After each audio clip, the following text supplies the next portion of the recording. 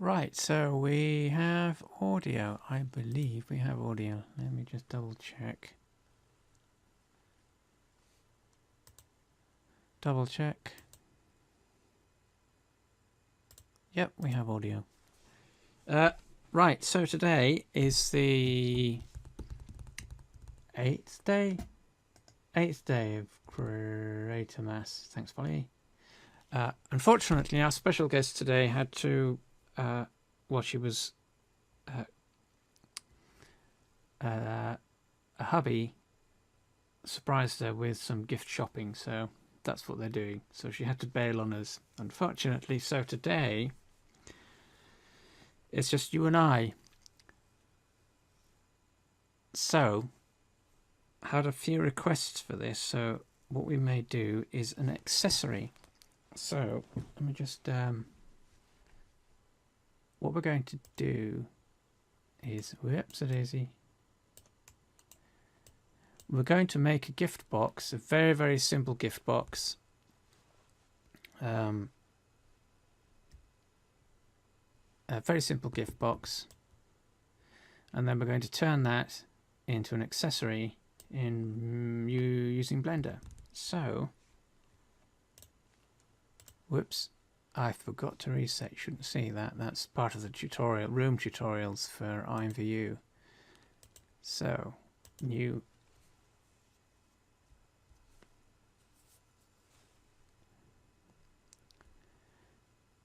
Right, so if you've never used Blender before, this is what you'll generally be faced with when you open the application. So we've got a camera, which we don't use, a lamp object or a light, which again we don't use, and the default cube. So the default cube has some materials and gubbings assigned to it. So to make this useful, I'm going to delete that so that we're starting from scratch. So everything that I do will essentially be what you may very well do yourself if you are not using the default cube. So to get rid of it, we just right click. So in Blender we select objects by right clicking.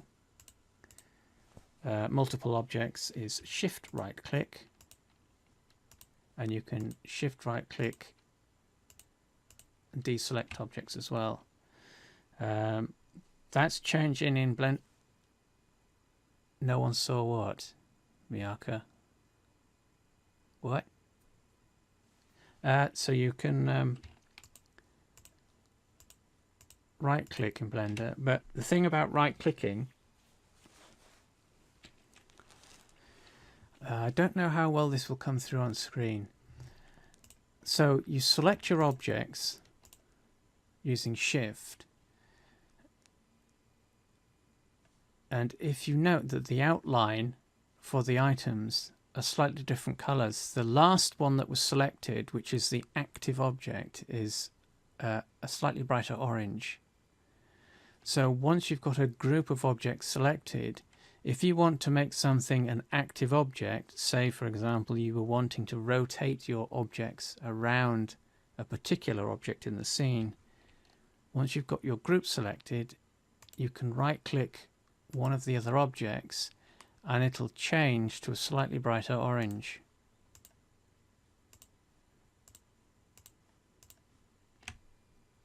But so we don't need the cube, so just right click, and the shortcut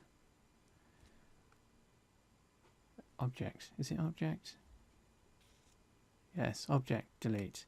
So the menu for deleting objects is object delete, or just press the delete key or the X key and you'll get a confirmation delete. So what we're going to do is just add another cube in place of the one that we just removed, so that we are starting completely from scratch. So from the add menu, click that, and we have all of these options, and the ones that we want for IMVU are generally speaking in the mesh section, and in this instance we want a cube, so click that. I wonder if I can annotate this. Let me just try something. Now, do I have to...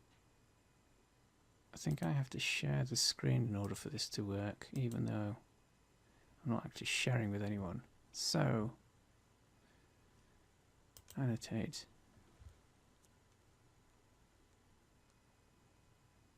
Oh, the secret room. Right, yes, yes. Right, so to delete the object, so that's our object, we want to get rid of that. We go down to the object menu.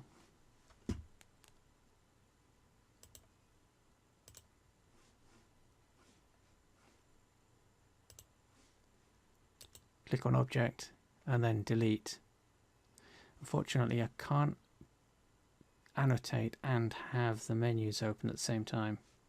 And then for adding the object, add mesh, and we want cube. Now where the object appears in the scene, I'm going to annotate, it's based on the position of the widget. And that's that little target with the arrows. Well, hey, this is really nice.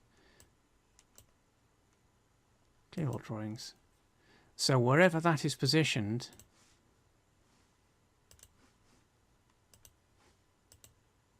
so I'll just add a new object. The cube, or whatever it is that you're adding to the scene, will appear. Delete, delete, and you can manipulate this in various different ways. The simplest is just to select the object that you want to move this to. Now is it? Oh, snap. Cursor to selected. The trouble with using shortcut keys is you get so used to using the shortcut keys you can never remember where anything is.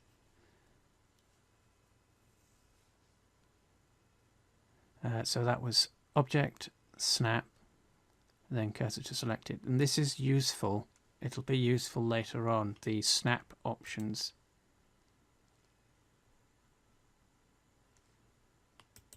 So now that we've got an object, I'll zoom in on that.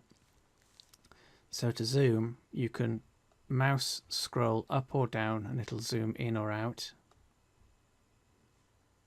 And then all the other manipulations we'll get to in a moment.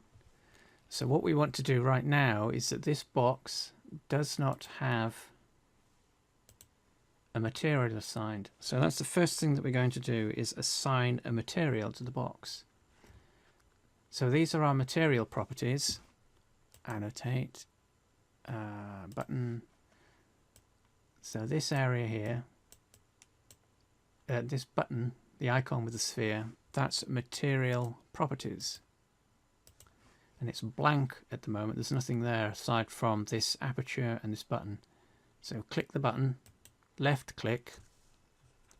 So you, in Blender 2.79 and below, you left click, generally speaking, for properties when you're adjusting or selecting properties, and right click to select objects in the scene or in any of the editors. So that's our basic material. We're going to either click in this text area, or we can double click the entry that we've got listed here. Again, annotation. Should be a shortcut key for that. So we can rename that by double clicking, or we can rename the text input field by clicking there as well.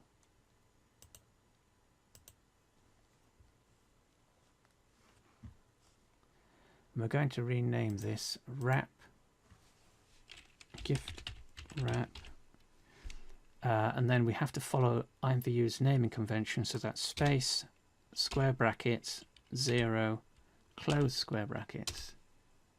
So what we have is gift wrap, space, brackets, 0, close brackets. And that's our basic material. Now if you want to change the color, by clicking on the diffuse input box, left click, and just left click drag or left click anywhere in the color wheel and it'll select a color. Move the mouse away and it'll automatically close the color wheel.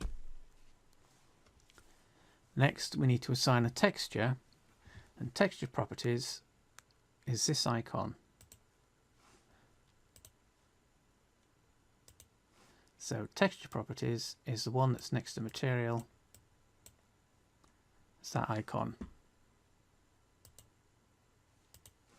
And this again is blank aside from this aperture and the button. So click new and that'll propagate with a load of settings. Again, we can rename this, so we can double click the entry in the list in the aperture, or we can just click the text input box and type gift box.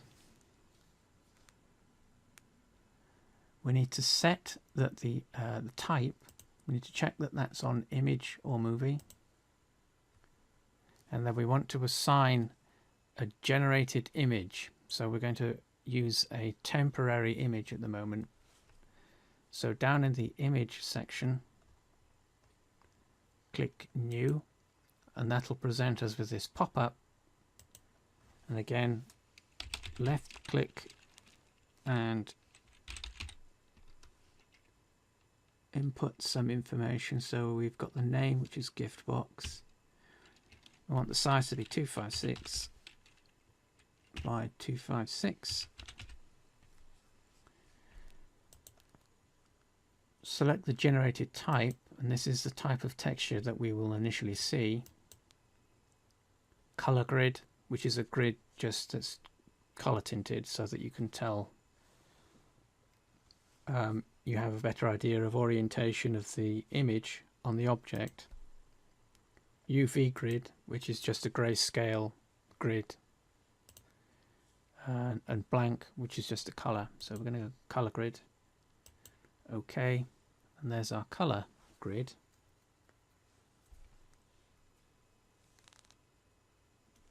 Double check. It's generated RGB, and we want our coordinates in mapping to be UV.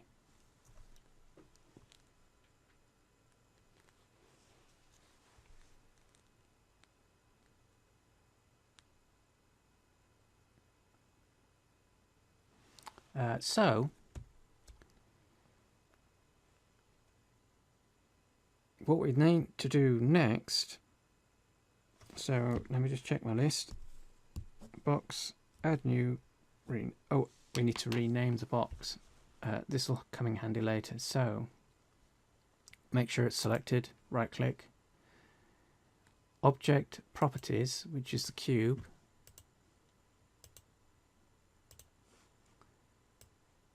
object properties,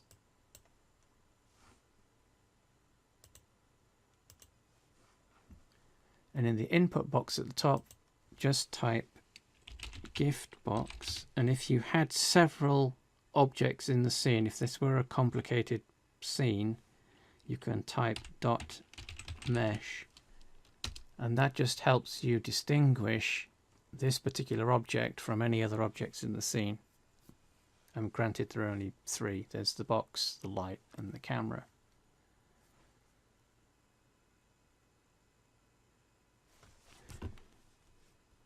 That'll come in handy later. So the next thing to do is to UV unwrap this. So for that, what we can do is use Blender's layouts. That's these options at the top here. At the moment it's on default, but we can switch that to UV editing and it'll change the layout of Blender. So we have the 3D view on one side and our UV image editor on the other.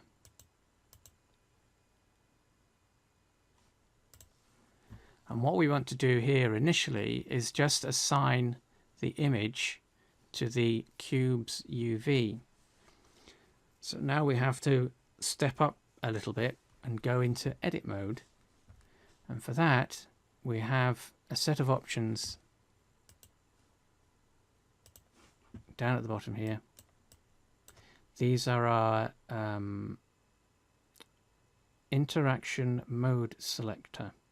Basically our editing context in terms of depending on what it is that we're doing, each mode or each method of interacting with the object has its own options. And what we want is edit mode. So click, select edit mode. And what this does is it reveals basically the inner workings of the cube.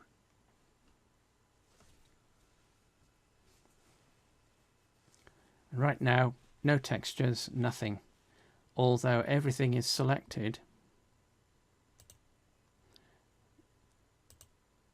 which we can do from the Select menu. So what we can do now is in the image editor, go down to the Browse Image to be Linked button. So this bit, and because we've previously created an image, we don't need to click New. We don't need to click New. We just need to click this one.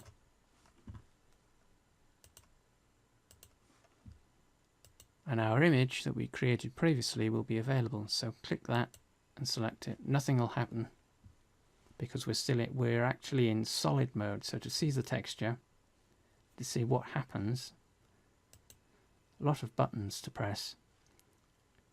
This is the Viewport Shading option that changes the appearance of the objects in the scene. So again, another pointy arrow. So you want this one.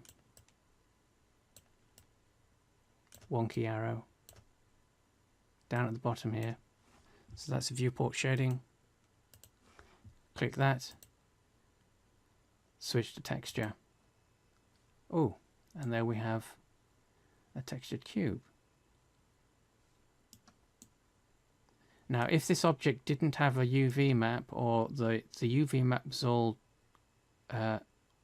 skew with all over the place, for an object like this, which is relatively simple, to unwrap, what you can do is make sure everything is selected. So let's say everything was unselected, so nothing in this object is selected. So select all, and then from the Mesh menu, UV unwrap, and for simple objects like this, we can do reset. And that would have, if this didn't have a UV map, that resets the UVs of each face so that the texture is assigned 1-to-1 to each face. We've got the light in the scene. Let me just get rid of that so that we can see what we're doing. Where's the lamp gone?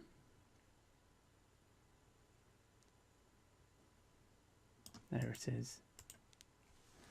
Just move that out of the way. There we go. Now we can see the object.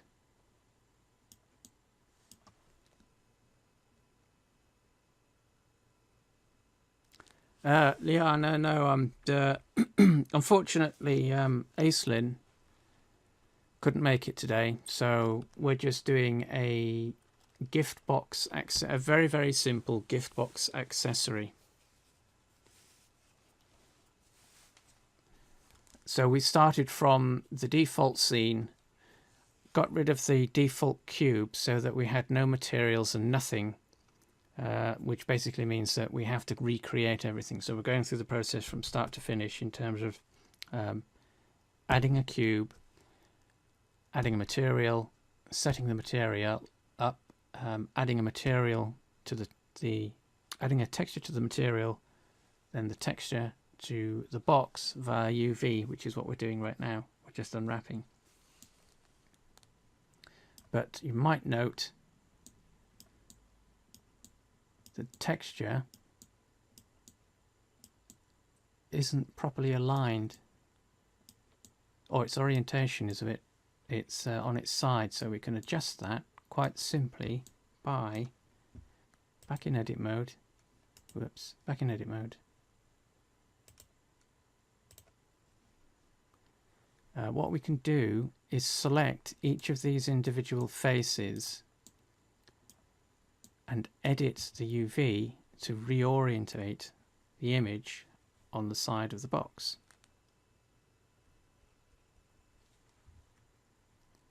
And for this, we need to change to face select. These three buttons, these are our modes of interacting with the object. So we have vertex, need another arrow. So these three buttons down here. So we have vertex, edge, whoops, and face, which are a little tricky to select at the moment because we can see through the mesh. So we can disable that. What's this one called? Oh, that's it, limit selection. And what that does, it limits the selection to what we're looking at. So what we can see are the only things that we actually are able to select. But as I'm doing this in face select mode, note that, whoops, on this side, the UV that corresponds to the face that's selected is also available in the UV. The UV editor, I should say. So what we want to do whilst that happens, select the face in the 3D view, then we need to select the UV in the image editor, and we've got the same sort of selection tools in the UV image editor that we do in the 3D view. So we have vertex, edge, face, and we have an extra one, but we can't use it in this particular example, but that's called islands. And that gives us an option to select a set of connected UVs. But you don't need that right now. So face select, UV selected, and then we don't have a widget in the image editor, so you have to use shortcut keys. So press the R key to rotate, hold Control down and it'll snap to the grid. That reorientates the UV relative to the image. So we're not doing anything to the image, all we're doing is rotating the UV itself and changing its orientation relative to the image and the face that's selected. So then we go around the object, right click the face that we want, right click the UV, whoops, hold Control down,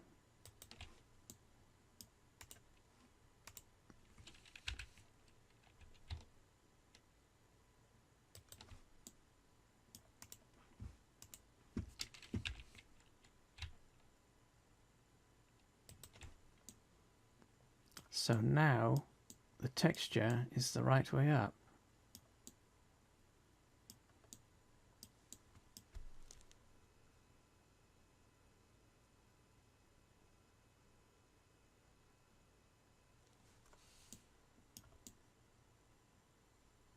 Now we need to, so we've added a box, created a new material,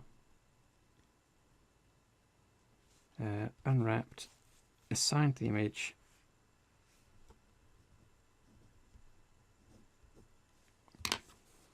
UV'd, right, so UV,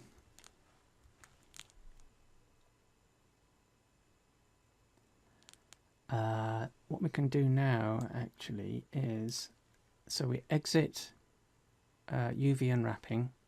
So that's this layout options at the top. There needs to be a quicker way of doing these annotations. So the layout options, select default, and then we're back to our cube. But you might notice that the cube is green and not textured. That's because Blender's layouts remember the settings that you use when they are being used. So if you switch between layouts and have different settings set up, different display settings, it'll remember them. So what we can do is make some quick adjustments, and we are now looking at our cube.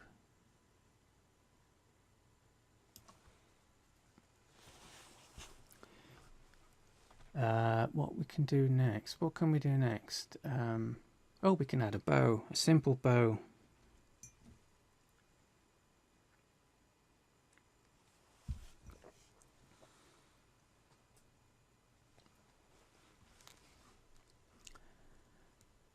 Let me think. How's the best way to do this? No, it's a gift box. Black Wolf. Gift box, or it will be a gift box.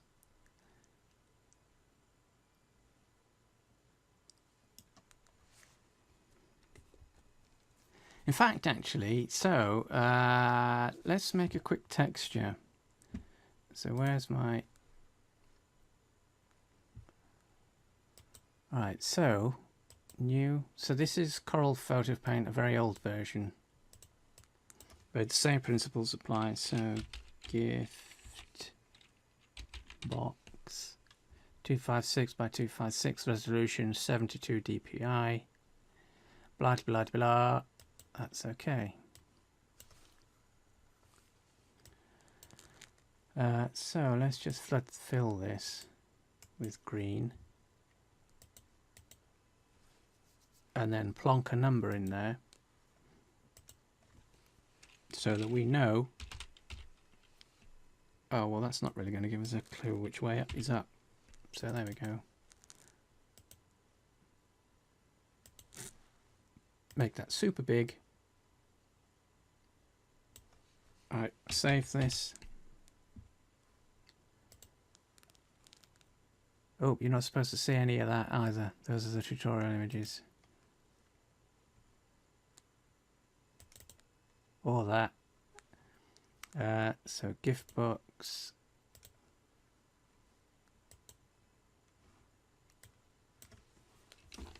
Need to flatten this and export it as...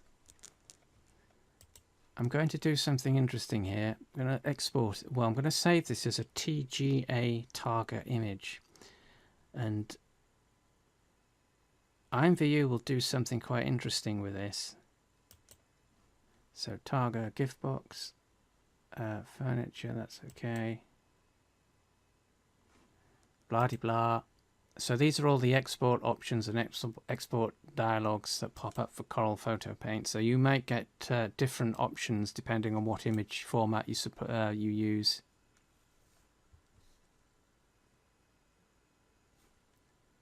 So we'll keep that there.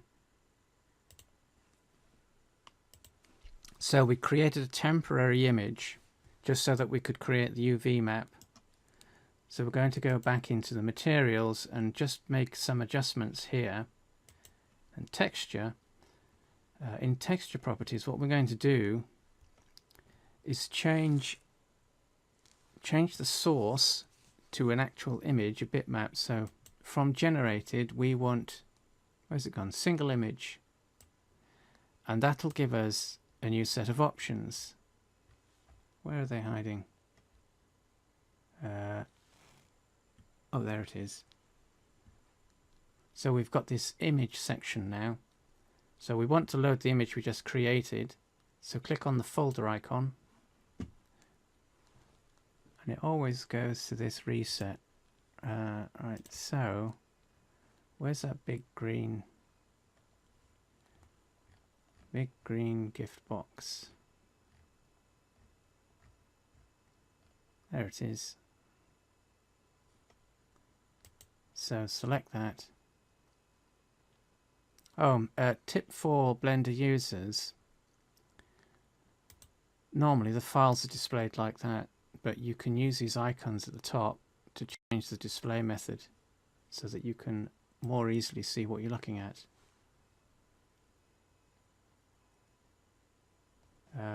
Gone and lost it now. Where's it gone?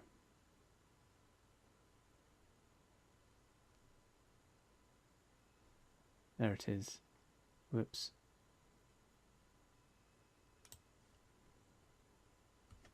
Dagnabbit.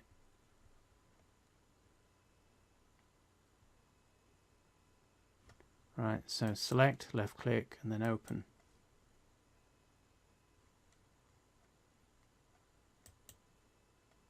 Come on. And there we've now got the image that we just created, replacing the temporary texture and now assigned to the cube.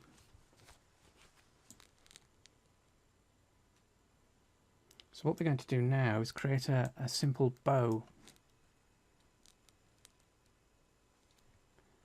Let me just reorientate the view. So we're not quite sure which direction we're facing right now. So from the view menu, we can select any one of the front, back, left, right, or normally Blender defaults to the front. So that's the view that we're in. Right, so as we've got a material, we want to keep this really simple. What we can do is duplicate this box and make a simple bow from it.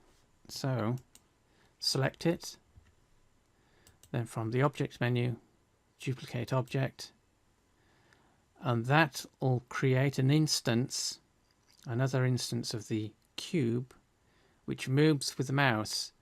So don't left click, right click when this happens, and it'll reset the cube back to the point where it spawned into the scene. Then you can left click on the widget and use the arrows to move it around. So what we're going to do here now is some simple editing. We're going to change to using the transform manipulators.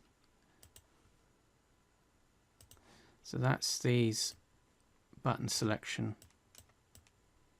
So we've got rotate, we've got translate, rotate, and you can see the widget changes, and scale. What we want is scale, and we're just going to squash the box.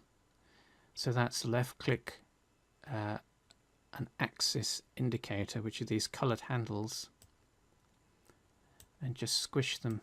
Left click drag to squash the box, make it smaller. So to manipulate the scene, middle mouse button. So rotating around is middle mouse button. Strafing or dragging the scene is shift middle mouse button. And then zooming is either scrolling the middle mouse button up or down, or control click drag with the middle mouse button pressed. So that's middle mouse pressed for rotate, shift middle mouse, translate, and control middle mouse to zoom. I've got to reorientate myself now, so a shortcut for that is numpad 1. That switches us to the front.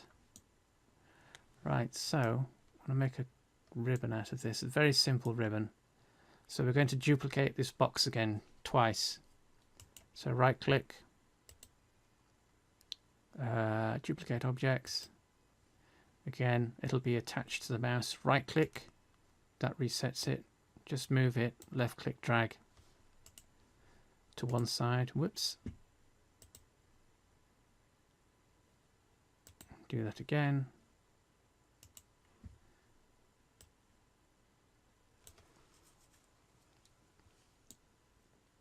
So we've got 3 objects. So what we're going to do with these 2 outer ones is just make some very, very simple edits to the cubes so that we turn them into very, very simple bow-like shapes. So select one of them, switch to edit mode, switch to edge select. That's this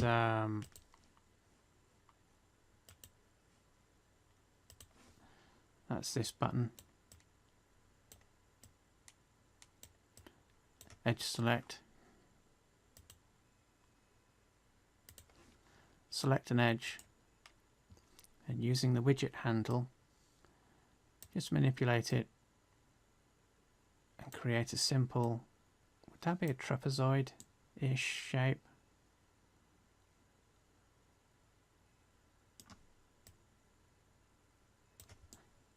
And that's about as much as you want to do for the moment.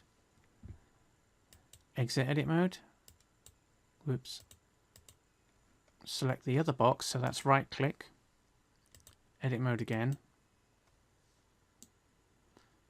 And similarly, edge, right click the top edge, use the widget handles,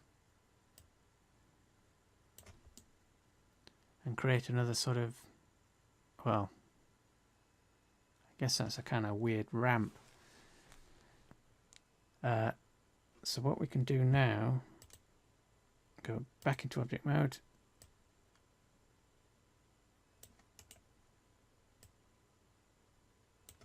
we can move those objects together, and we've got the basics of a very, very simple bow shape. So if you wanted to do more to the bow bits, what we could do is edit mode, face select, so that's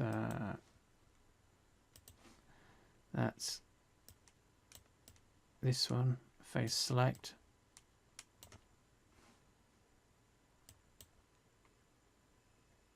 yeah, getting super cute.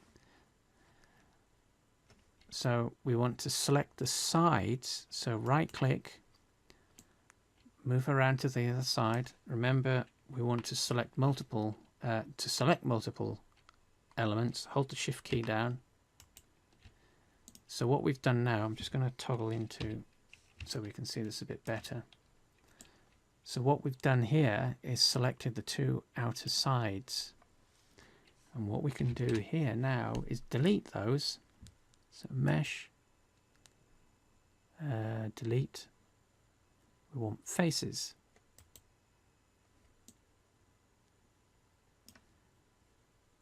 Do the same to the other one.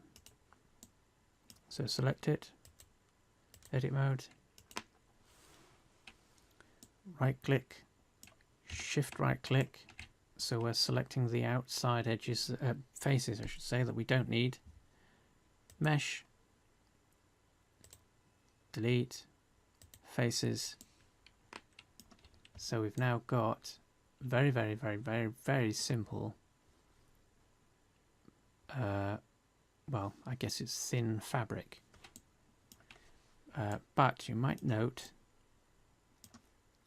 that we can see both sides of the mesh. Now we need to check this because we don't want to waste two-sided materials in IMVU. So to check that, View, Properties, and in this panel that's appeared, we need to enable back face culling. And if you watch what happens to the mesh, it disappears. So now we have the texture only showing on one side of the mesh. For larger projects, this is very handy because it helps you figure out which way round a mesh is facing, or the faces of a mesh are orientated. You want them all on the outside, not pointing inwards. So what you're trying to avoid is, let me just do this so that you can see what you are trying to avoid. You're trying to avoid that. So you want all your faces belongs to us. You're trying to avoid your meshes looking like they're inside out. You want them outside in. Yes, that's right, outside in. Oop. So let me just undo that.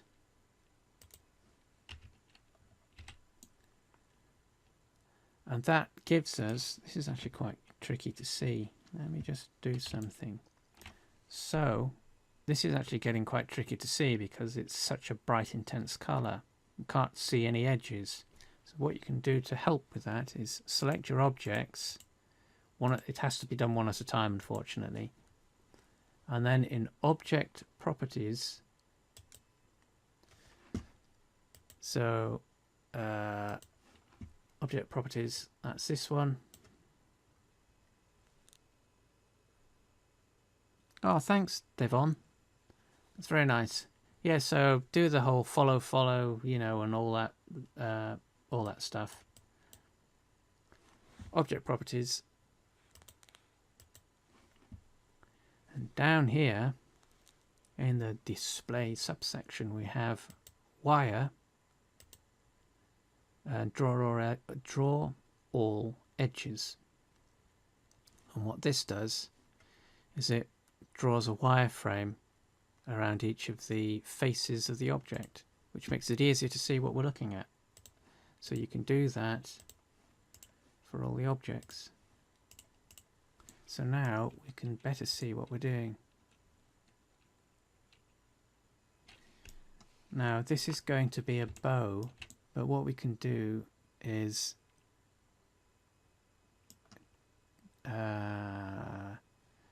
we need a separate texture really for that, because if this is a gift wrap, what you'll end up with is a distorted gift wrap assigned to the bow. So a simple way to fix that is just to create another material. So select one of the bow objects, doesn't matter which one. Materials. We need to create another one that replaces this one that we've got assigned. So this is where Blender's material system is quite handy, because I don't know how well this comes through on screen, but so we've got the name of the material here. So that's the name of the material. But associated with the material are some additional properties, and that's these down here.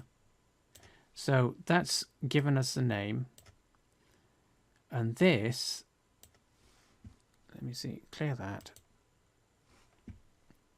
This little button with a number, that indicates how many objects, or, well, yes, it's objects, how many objects in the scene are using this same material. So there are a couple of ways that you can create materials. And one of them is to use this duplication to create a unique instance of the material that's assigned to the object. Or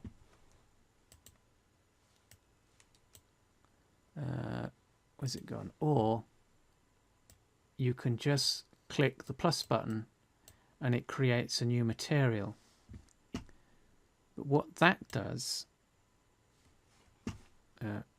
close that, what that does is it'll create, it basically creates a blank new material. So you then have to set up all the options. But the difference is that if you do that to an object that's already got a material assigned to it, what you've effectively done is created a multiple materials. So you then have to tidy that up by removing the one that was previously assigned. So there are a couple of ways that you can create materials. So on complex scenes and objects, you can use one approach, which is to use the instance count to just duplicate and create a new material, or you can create a brand new material, but that means then you have to clean that up. So let me just get rid of that one. And what I'll do is use the instancing. And when you do that in Blender, it creates every material, every object has to be unique in Blender. So if you're duplicating something, it'll do this. It'll append a numerical value. And that numerical value now means that this particular material is unique. So we can change that. We can make changes to it.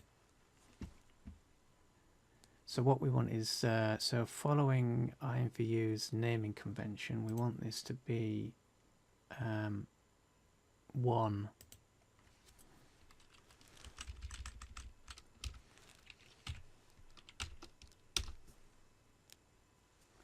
So I'm just going to quickly switch to solid mode because we can see the colors that get assigned here.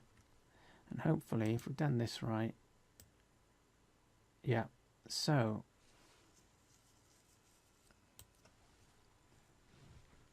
we've created a new material that doesn't affect any of the other objects.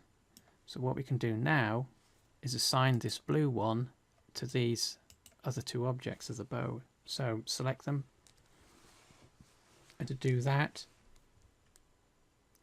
click the that's what it's called, Browse Material to be Linked button. So annotate again. So that's this button. Click that.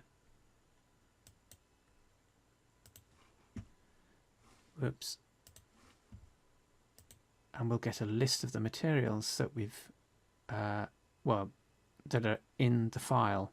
So we've got the original one that was assigned to the original default cube still in place, but we don't need that. So we want gift wrap 1, and that automatically assigns it to the bow. So this is the knot, this middle bit. So again, select it and assign it. So we've now got all 3 objects with a new material. So the thing to note at this point is that what we've done is created a new material. So in Blender, materials contain 3 elements. There's the material, which is the thing that we're looking at now, which is essentially the diffuse color and a few other basic settings. We've got texture properties, and then we've got image properties. So now that even though we've duplicated this green material and created the blue one, and we've made the material element of it different, it's still referencing the same texture properties as the green material. So if I click between the two, nothing changes. Whoops. So what we need to do is repeat the process, but using texture properties and creating a new texture instance. So we click the number,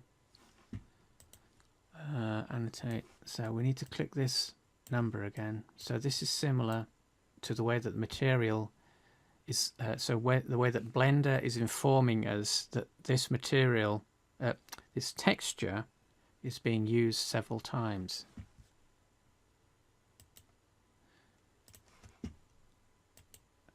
And that creates a unique instance. As before, it appends a number to it. So we can call this ribbon.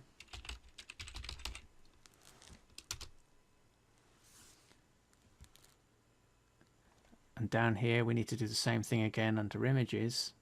And before we do that, actually, let's make another. We need to make a change to that. So gift box.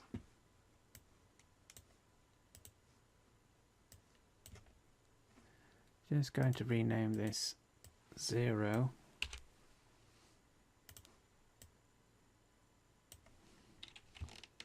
Save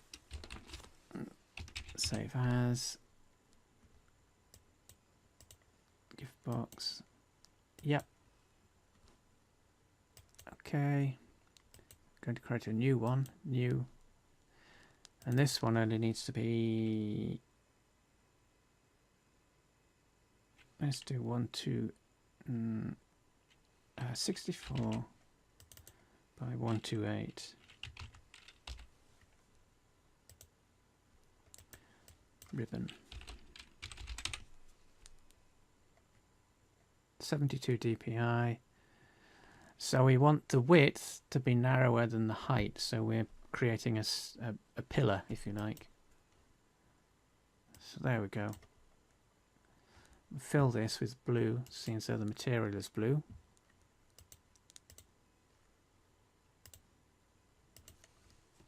That's going to be massive text. Resize.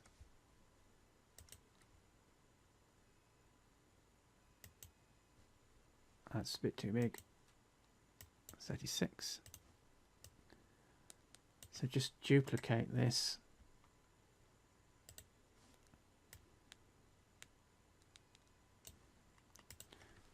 Save.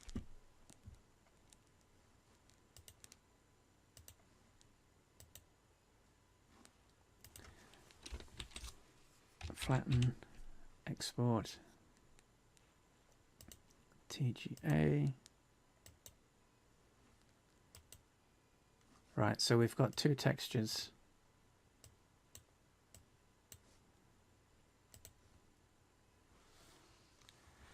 So what we want to do in image is repeat the process that we've done with texture and material and create a unique instance. So click that. It's created a new instance. Call that ribbon. Then we load in the image that we just created.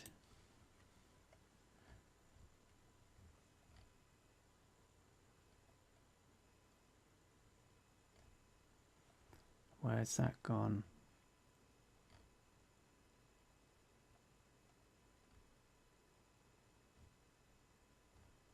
So there's 0. Oh, it's ribbon, so it'll be down.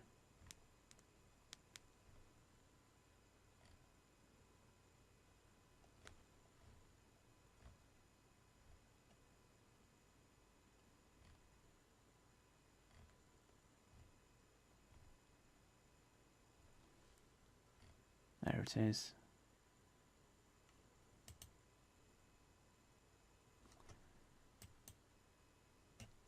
So now we've got, oh, we need to update that. So if you've done, so here's a tip. If you've modified the texture that you've assigned in Blender, which is what we did, so we've just modified this to put a 0 to match the material that's assigned in IMVU's naming convention. So that's a 0 now instead of a 1. So what we can do with the materials selected is just click this double-headed arrow thing and it'll refresh the texture.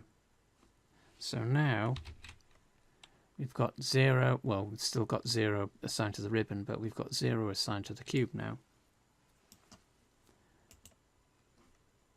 And 1 associated with the ribbon. But what we need to do now is assign that, the blue one, to the ribbon. So we switch back to UV editing, select our objects that we want to change. We have to do this one at a time. Edit mode, select all,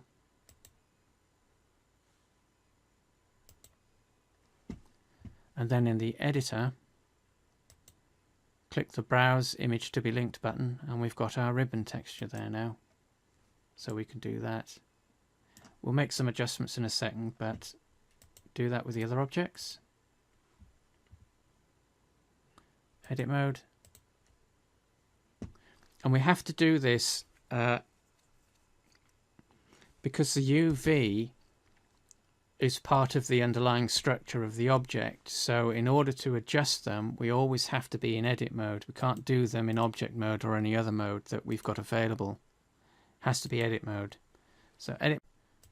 Dagnabbit always does it at the wrong moment. So I don't know.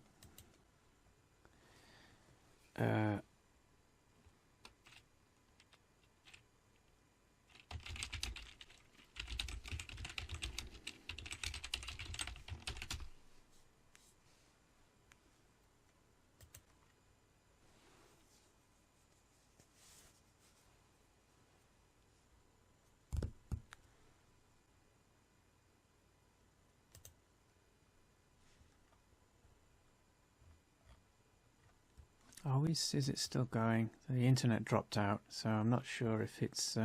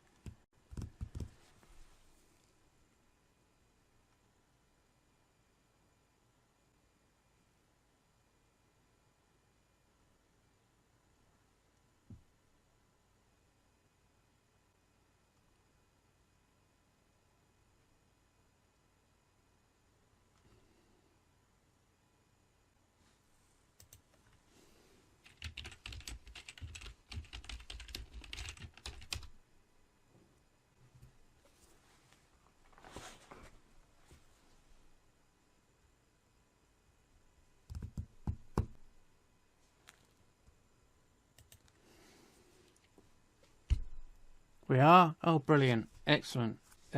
Internet dropped out. Internet reset, which is prone to do. Potato internet. Need more potatoes. So where were we? Oh yes, so the UV image editor doesn't have a widget, so everything has to be done using the shortcut keys. So that's S for scale and R for rotate. And then what we can do whilst we're doing either of those is use the X key or the Y key to lock the orientation that manipulation is engaged in. That's not the right word. But anyway, so what we can do next is we need to do a bit of fiddling with the UV, because this is a ribbon and we want it to tile. We want it to tile as best as we can. We don't want any overlaps. So for this, so now we can do a bit of UV editing. So down in the UVs menu, we've got snap to pixels. Turn that on, click it. And now what we can do is a bit of UV selection and manipulation. And again, because it doesn't have a widget, we have to use the shortcut keys for this. So although you can select elements, so I'm going to select vertexes or vertices. So that's your... Oh, and we've lost the... hang on, let me get the annotation things back. What's a video without annotations? So we're going to use the... Oh, it's green this time. Why is it green? Continuity error. Someone's going to lose their job over this. So we've got our element selection buttons. So we want vertex.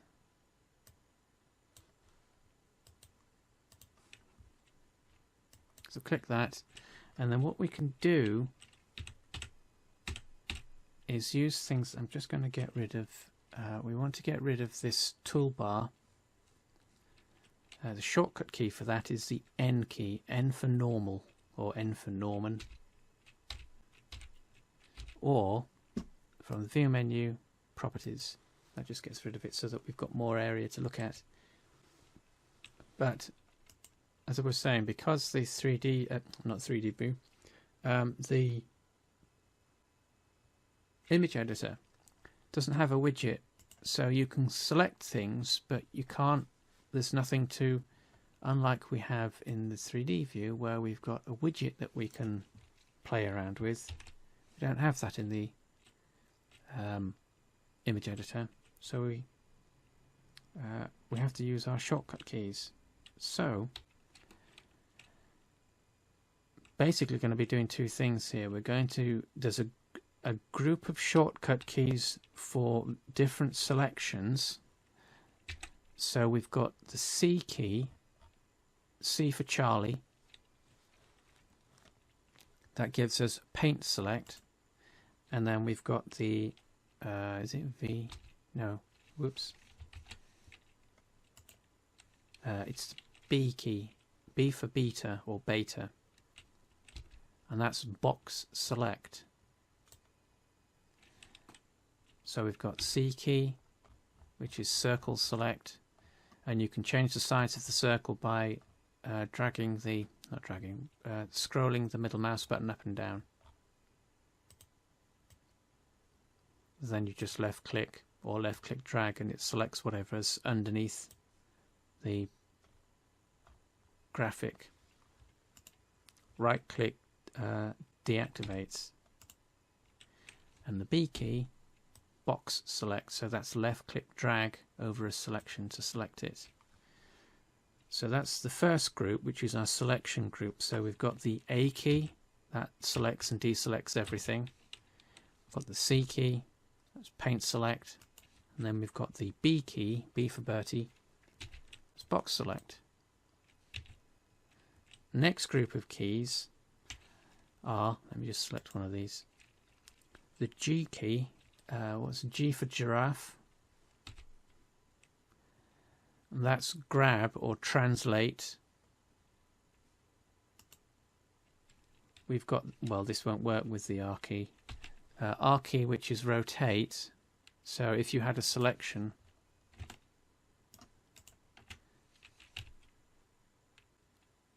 you can rotate the selection, and then the S key, which is scale.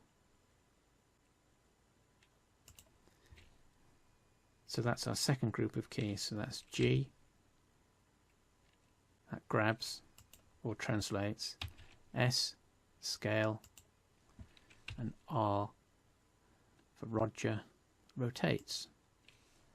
So with those two groups of keys, what we're going to do, deselect, right, so I'm going to box select these corners using that, so that's the B key, and then G, and you might note that as I'm moving this, they snap to pixels.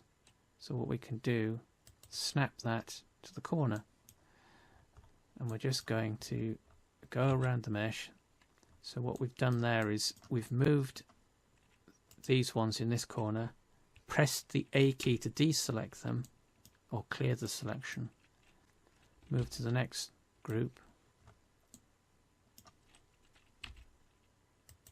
move those, A to clear the selection,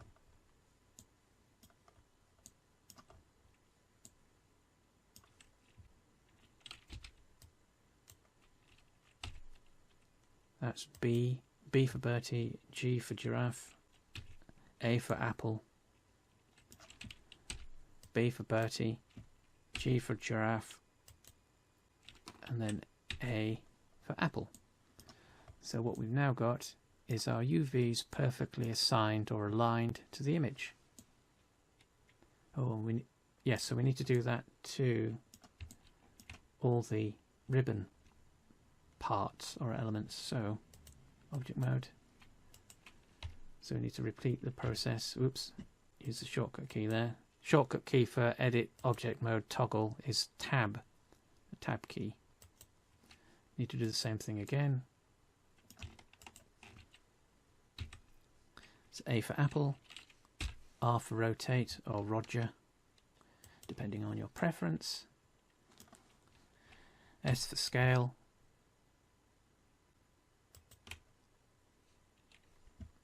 So what we can do here is we can either use the scaling tools, so that's S, Y, and S and X, or we can just use the selection tools that we were just using. Whoops.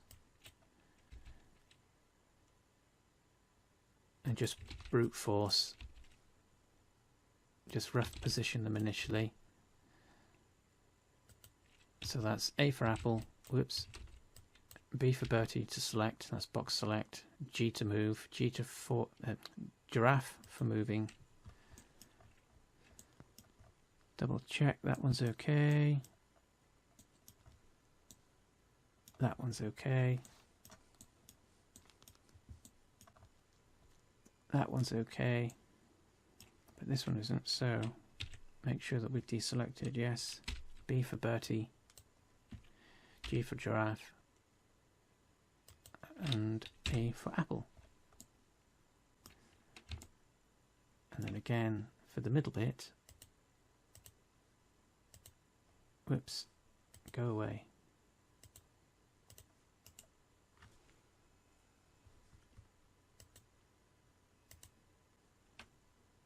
So for this one, we only really need to do the top. So select that face. So again, we're in face select, remember. Select that face. That reveals the UV for that object, for that element, I should say. R for rotate. And then again, you can either scale it or just use your selection keys and just brute force move it into the... Oh. Brute force move it where you need it to be.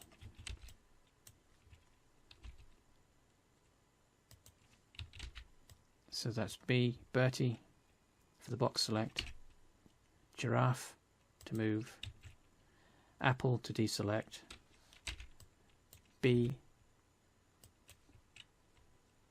G, and then fine tune.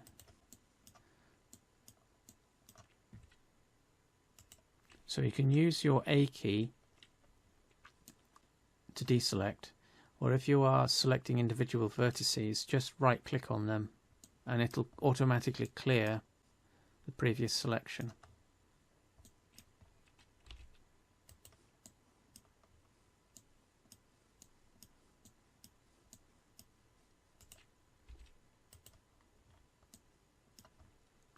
That one's okay.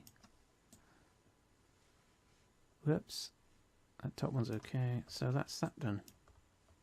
So what we can do now is switch back to default mode.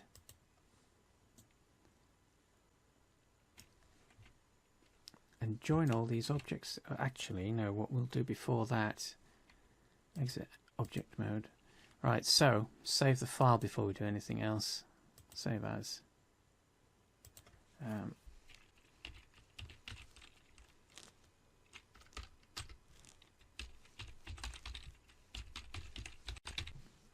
Twitchy gift box. Need to save this in, it's going to be an accessory, so accessories blah blah blah. Yep. Right, so we're going to join the bow sections together so they're all one part. So right click, shift right click each of them, and you might want to, once you've done that, just toggle. Once that's been done, to save some time later on, if you're doing complicated meshes, this object is the center of the entire bow. So once you've selected all your elements, what you can do is just with the shift key down, just reselect this center object. That now becomes the active object. So when we join them together, it'll use this origin point. So that's these spheres. These are the origin points. But where the widget is located, that will become the center of this bow. So to join them, just object. Where's the join? Oh, there it is. Join. And that creates a single object from all of them.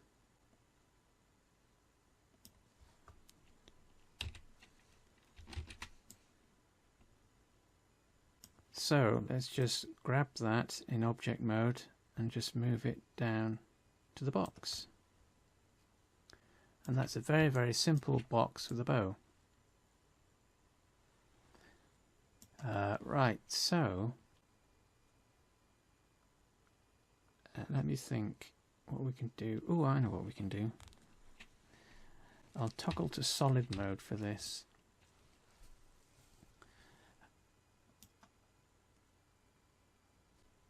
If we load this into IMVU right now, it'll look quite faceted, very hard-edged. So we can do something about that called smoothing. So if you select your objects and then click smooth, it changes the appearance of the objects. For curved shapes, or shapes that are meant to be curved, that can be quite useful because it gives the illusion that the surface is organic and isn't supposed to be faceted. Let's just move that up a little bit so that, there we go. But for a box, we want the edges to be faceted, but we need to have smoothing on just to make sure that IMVU understands that smoothing is active. So to address that, where is it? Object data properties for the cube. So that's this icon.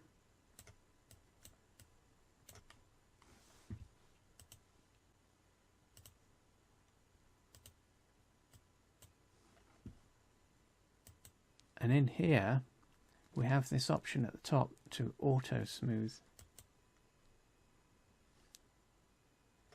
And it'll do that for the box. We don't need to really do that for the ribbon. But what this means is that both objects are smoothed, but the box has an additional property, I guess you could call it, an additional property assigned to it that resets the faces. So even though the smooth property is actually assigned, it's still got hard edges. So what we're going to do next is join the two together. So shift right click, object, join. Oh, and it's lost our, so we have to adjust the properties. So the value, so 89.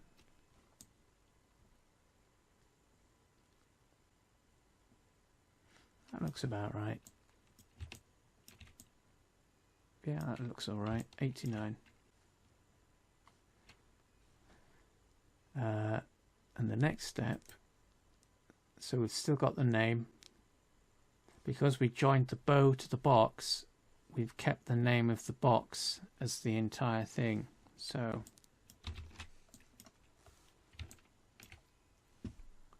what we're going to do now is save this, save as a version. We don't want to save over the one with box 2. Right, so obviously it's taken us an hour and 20 minutes to do this, and it wouldn't normally take that long to do this. It's just obviously because we're going over the process of creating it and explaining it and, you know, drawing arrows all over the screen, but it wouldn't normally take this long.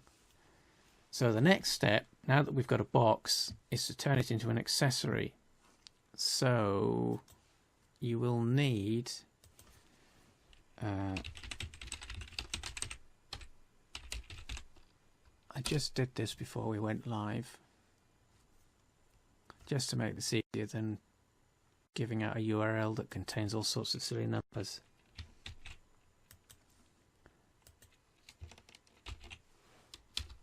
So go to that URL. Whoops. Don't do it. It's going to play the stream. Stop.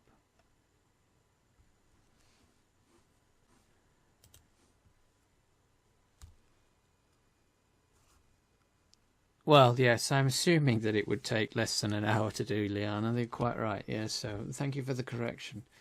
So what we're going to do next is turn this into an accessory. So for that, you'll need the accessory file. So if you go to that URL that I've just dropped into the chat, you'll find all the accessory file, all the files that are currently available for IMVU. What you want is the accessory file. So once you've got that, did we save this? Double check. Yes, that's saved. Where have I got this?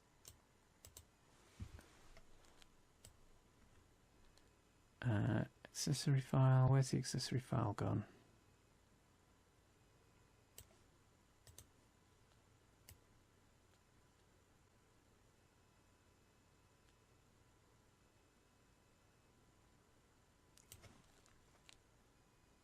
Oh, there it is. So the accessory file is called female04 brackets accessory, and it looks like this.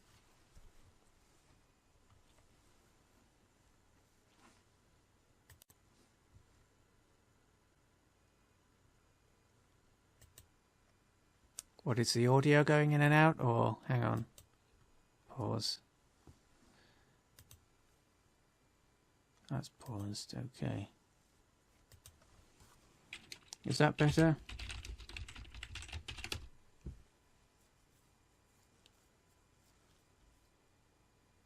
Oh, refresh. Okay, yeah. So if the stream goes wonky, just refresh. Yeah, so if you go to the URL dropped in the chat, you want the accessory file. Once you've got that, it's called female. What is that doing?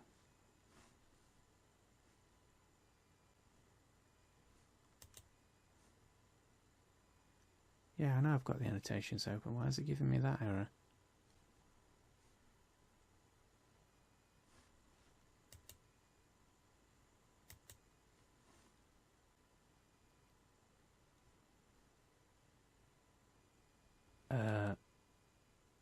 What's it doing that for? Sorry, just a technical glitch. Oh, there we go. That's got rid of it. So the accessories file is called female04 accessories brackets accessories. So open that into Blender, and that's what you'll get. So that's the left hand, that's the right hand. So remember that when you are working with the accessory files, this is the left side and that's the right side. So when you are working with your projects, keep in mind that you are essentially working backwards if you are looking at the front of the accessory file. So what we need to do is append. We need to append the box that we were just making, and this is why we named the cube. So file menu, append, and it'll give us this list of this file browser. So we need to go into accessories, and then what did we call it? Gift box.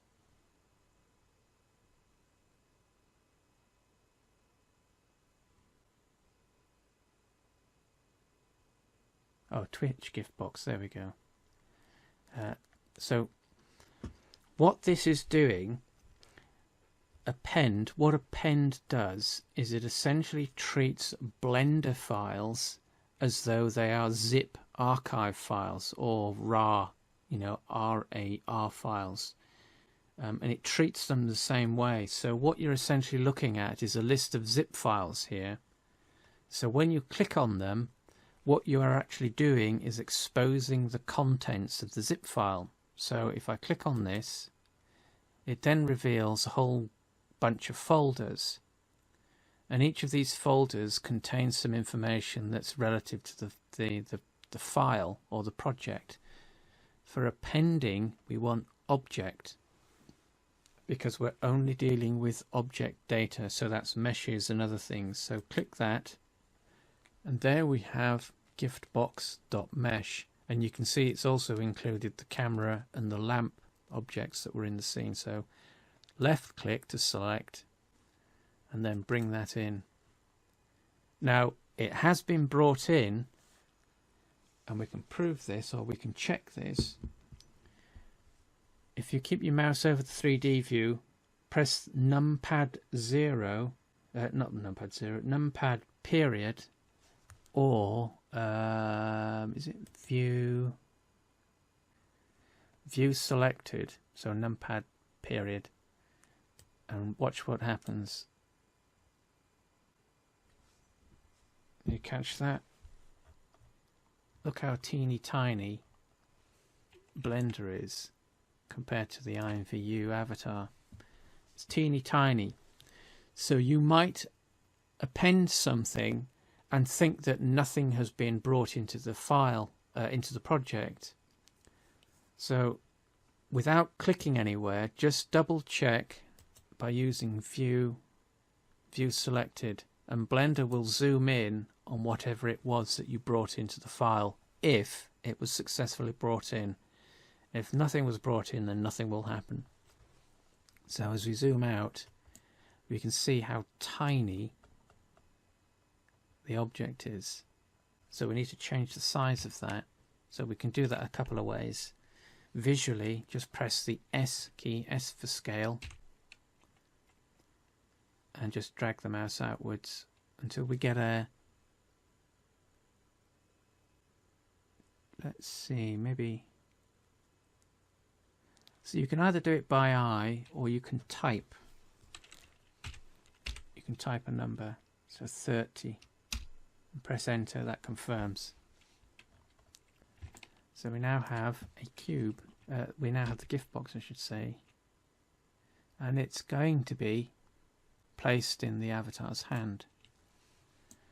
So what we want to do next, just position ourselves where we need to be. So we want to, this is the left hand. So if you want your gift or your accessory to be left-handed, select the left hand. If you want it to be right-handed, make sure you select the right hand. So what we're going to do, whoops, this is a bit tricky. Right-click, select the gift box, shift right-click the hand. And then what we can do is snap, so that's object, snap, selection to active. Watch what happens to the gift box. Oh, that's right.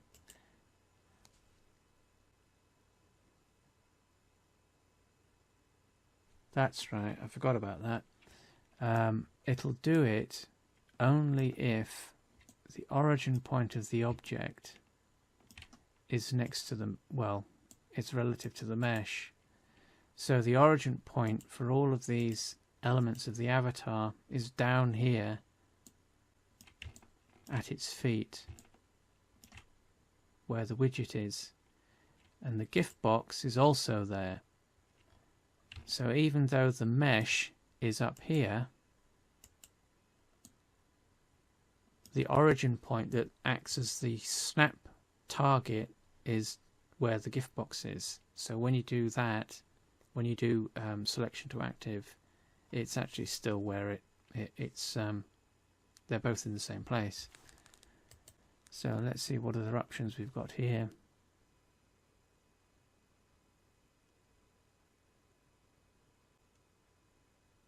Yeah, so I'll have to do it manually then. So right click, select your box, use your widgets, and just move it into position. Unfortunately, there's no shortcut around that. So now what we can do is focus the rotation of the scene around the gift box to make it easier to manipulate the object. And we do that from View Selected. And that snaps as well, it zooms the view right in on the object. So now the rotation is around the object instead of what it was doing. So what we can do now is use our translation. There we go. Where's it gone? We can now use our translation tools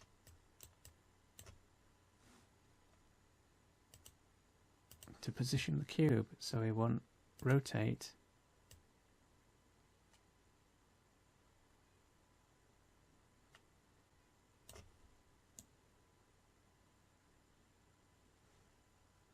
that's about right. Oops.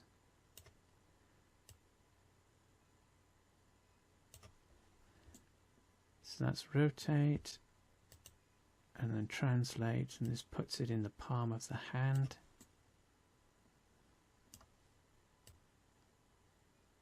So we're using the widget handles, the direction arrows, to help us move the object into position.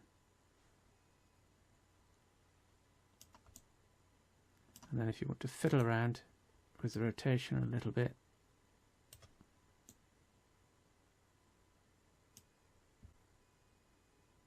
yeah, the bone orientation is, there's no way around that. They stick out like that because they need to do that in order to match the orientation of Max.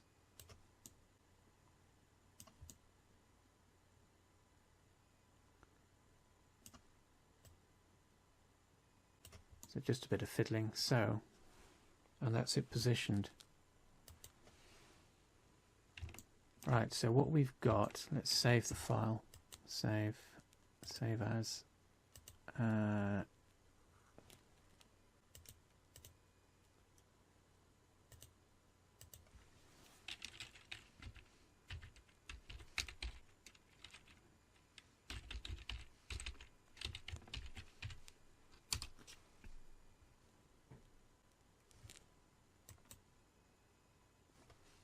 So what we need to do next is link the box to the skeleton that's going to be responsible, which is hidden here. We need to link the two of them together, and we do this as in two parts. First, we create a vertex group. So right-click your box, enter edit mode, select everything,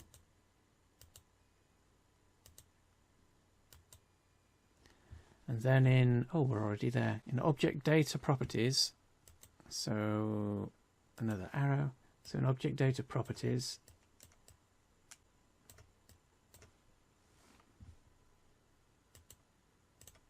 we need to create a vertex group.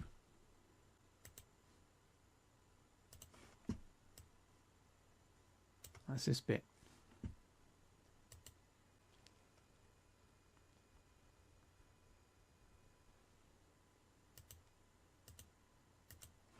So to do that, click the plus button and it'll drop this default in and it'll be called group. Double click and we can rename this, and we need to be precise with this in the sense that we have to follow the name of the bones for accessories. So for accessories it's attachment attachment root and it's case sensitive, so that's uppercase A and uppercase R for root. So that's the group created. Now we need to assign it to the object, so click the assign button, and we can double check this. I'll just switch to, we can double check this with select and deselect, so that confirms that we've got this vertex group assigned to the entire object. So exit. So next we need to link the box with the skeleton. So what you may need to do here is just right click the hand, press the H for Harry key, H key, just to hide that temporarily, just so that you can see the bones or the armature. Right click the box, shift right click the armature, and then from the object menu, parent, object, and then we want object keep transform. And what this does is it links the two together so that the armature essentially now controls the box. So if you right click the armature, press the G key, the box will move with the armature. And we can also do another test. So if you switch to pose mode, and this should mean that if you select individual bones, there are 2 bones within the accessory skeleton. Each one of the, I should point out actually, each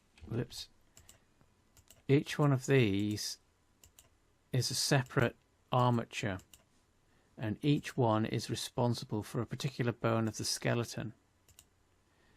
And within each armature, so if you toggle into edit mode, there are 2 bones. One's called attachment and the other's called one's called attachment node and the other's called attachment root. And the 2 bones are needed for an accessory. So we can do another test. And go into pose mode. And then if we rotate the bones, we can check to see. Oh, it's not doing it. So now, do we need to do that? I don't think we need to do that. Oh, that's right. That's if what you can do is select the cube in modifiers. So that's this button, modifiers.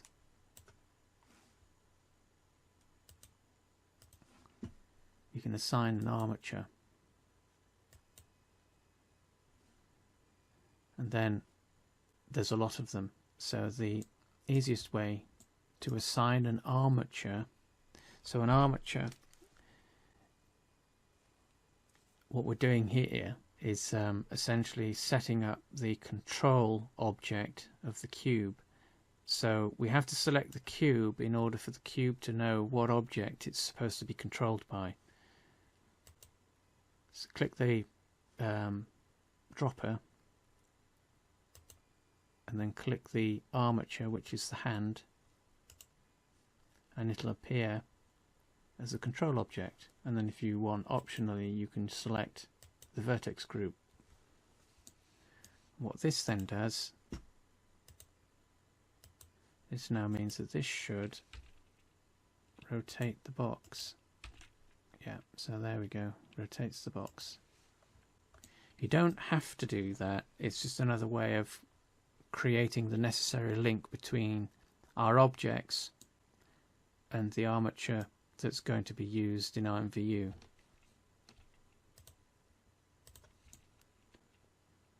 Alright, so unhide the hand, so that's Alt H, or is it in here, object, yeah, show hide. So that's where all the hide options are, so you can right click, object, hide all.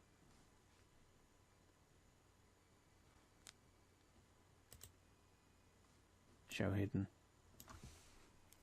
Right, so save the file.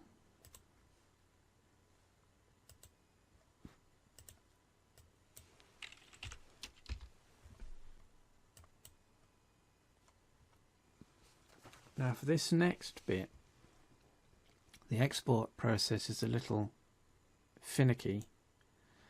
So I'm going to try something first. So what we want to do is select the box. Actually, let's hide this hand again. So right click.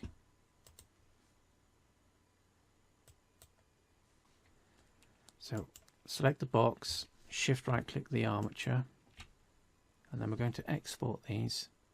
File, export FBX. What we want is selected objects. In geometries, we want to disable use modifiers. In armatures, we want to definitely disable add leaf bones.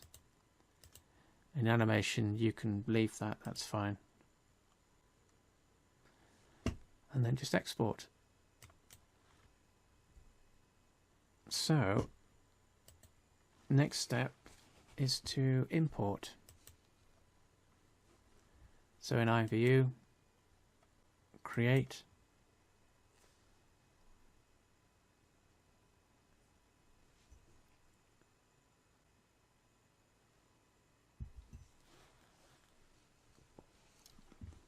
derive new product, accessory,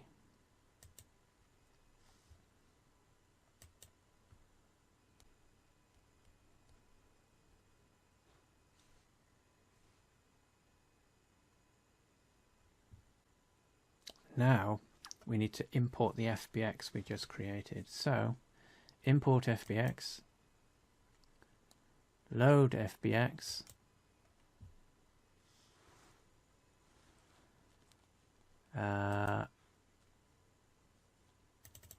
accessories, so we call that Twitch something or other. There it is, Twitch giftbox 4.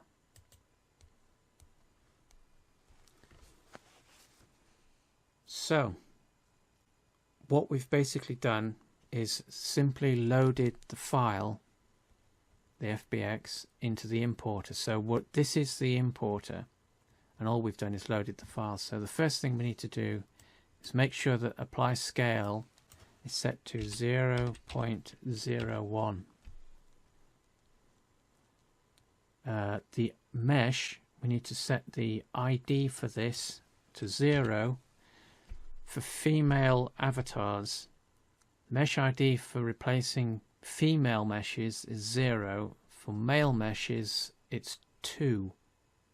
They're not the same, which is why sometimes if you import a mesh and use it as an accessory for either or avatar, it'll work with one but not with another. It's because the mesh IDs are different for the spectacles or the shades, the Elvis glasses. They never fix that. So 0 for female. It's brought in the materials, that's fine. So remember, where's it gone? Whoops, that's the wrong one. These are TGA images, Targa images. These are used, generally speaking, for game development. Most of the textures that you'll see in games will be TGA or what's the other one? DDS, direct draw surfaces. IMVU can't use those, so even though you use them in your Blender project, watch what happens. So we're going to import this. So we've got a message. It's telling us that conversion was successful, and it's also warning us that some materials are going to be replaced. So import changes, and then apply changes. And although it's gone a bit wonky, it's converted the TGA images into, I can't remember if it's JPEGs or PNGs. Even though it's still saying it's a TGA image, it's actually a a compatible image for IMVU, so it'll be a JPEG or a PNG. Now let's just double check something here.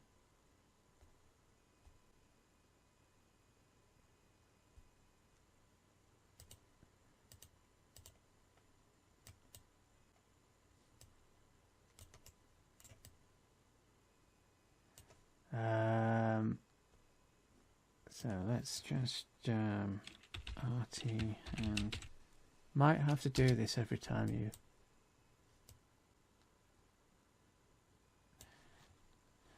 is it 2 or 1? No, it's 2. 0 or 2. Right, so this hasn't worked the way that we expected it to, because all it's done is basically brought in the mesh. So what we need to do,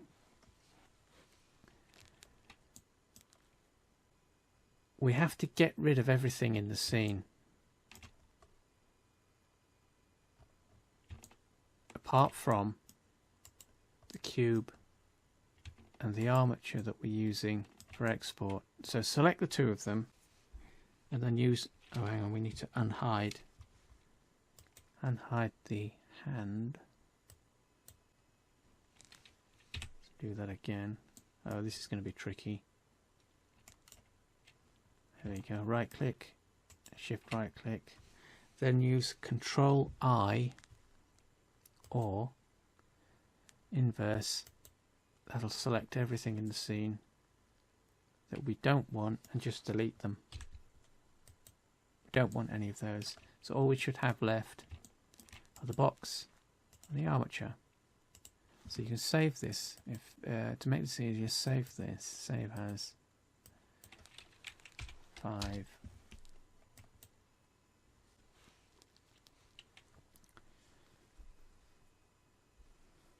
Now, if I remember correctly, let me think. So export FBX, deselect selected objects. Just go through the process of setting up the options. So what we're going to do now is force we're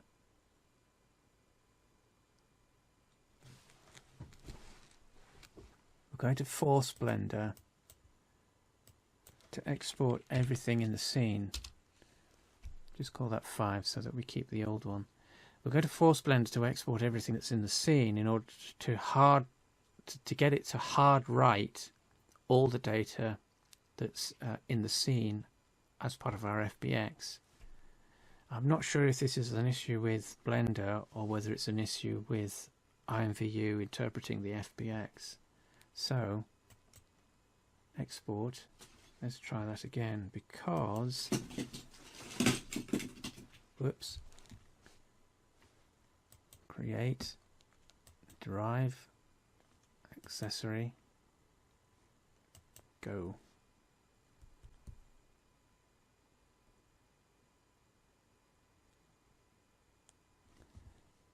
FBX, load FBX,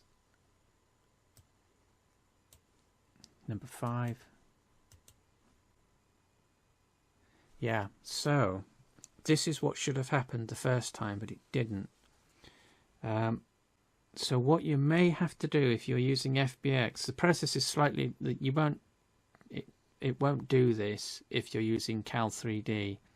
But there are limitations to Cal 3D versus FBX, blah, blah, blah. But this didn't happen before, so it basically means that either Blender or IMVU is not recognizing something within the FBX. So the way that you correct that issue is to remove everything from the scene that's not going to be used, apart from your accessory mesh, the skeleton, and if it's an animated object you'll have an animation, and then export and force it to export the entire contents of the scene. Don't export using selected objects, so deactivate that. So it's given us this select skeleton root option. Now the correct one is just attachment root with 2 bones. the two bones are the two bones that are part of the armature in Blender. So that's accessory root and accessory node. IMVU is registering a version with 3 bones because an FBX file itself has its own root bone. Essentially, it's its own root that sits at the top of the hierarchy of the FBX file.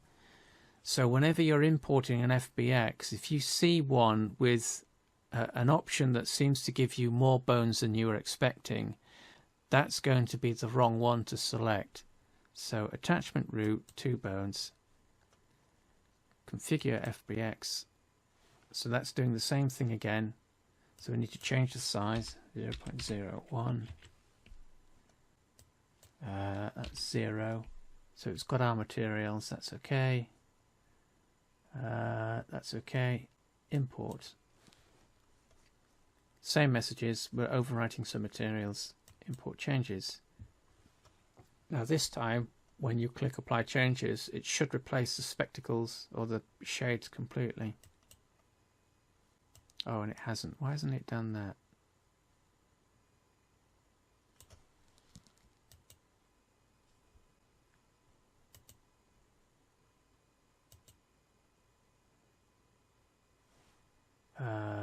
So let's try that again. Is it 0?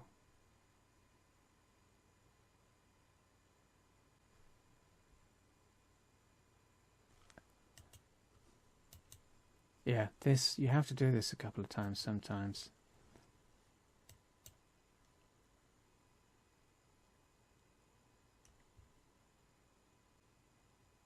So let's try that again. FBX.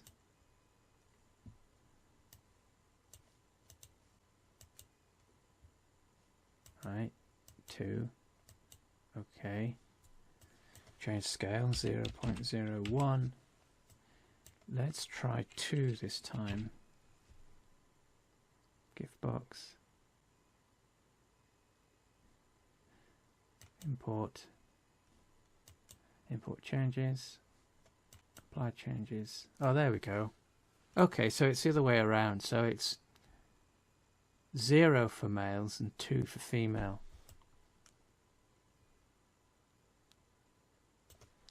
So all we need to do now is RT hand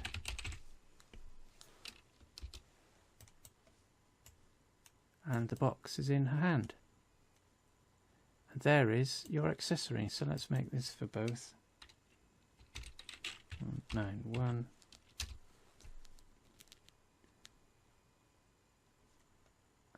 Apply changes. And that's your accessory. So of course then you would upload this to the catalogue and make it derivable, etc, etc.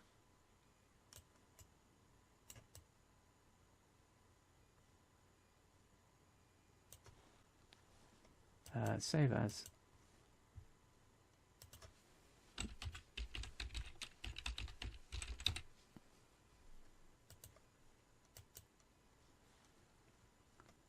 Upload.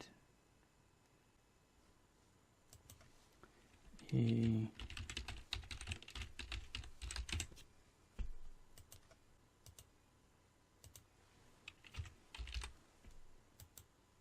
of course there isn't a gift box category, so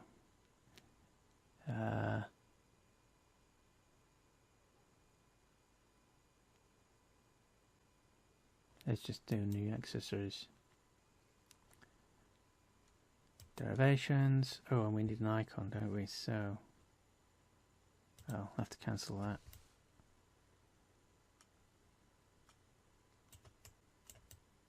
Well, you get the picture. I'll do that later. So that's an accessory. Long-winded version of creating an accessory. So make sure that you delete everything from the scene when you're exporting to force Blender to export all the data that it needs. Do not select selected objects. And then when you import, make sure that you select the skeleton that shows 2 bones, and those will be for accessory root and accessory node. and of course it automatically assembles the FBX for you once you bring it in.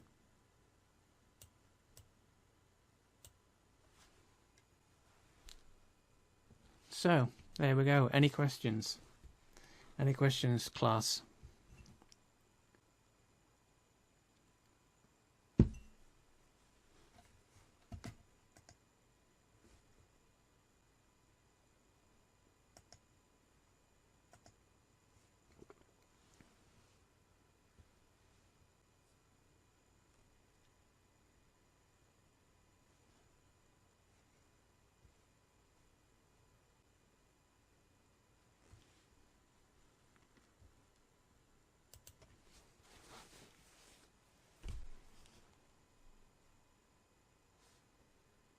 Yeah, I mean, as we said, obviously, because we're trying to explain things at the same time, just need a better computer. Yeah, I feel you. How better is better? Is better than an i3 2330? Because that's what's being done. Well, that's what's being used for this.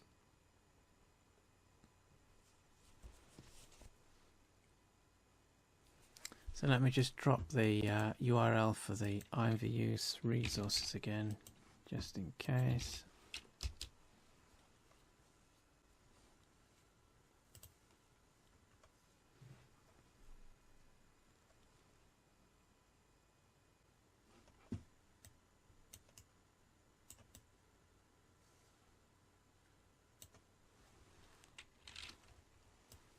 We could do with, I mean, granted you can do it with all your furniture accessories and things, but we could do with just a setting or an option that gives us,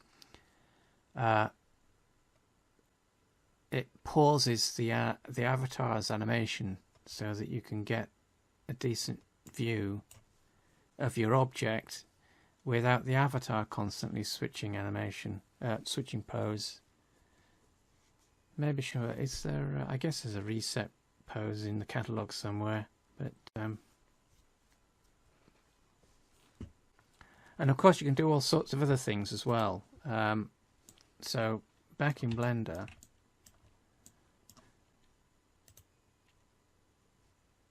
this is, whoops, this is rather bright.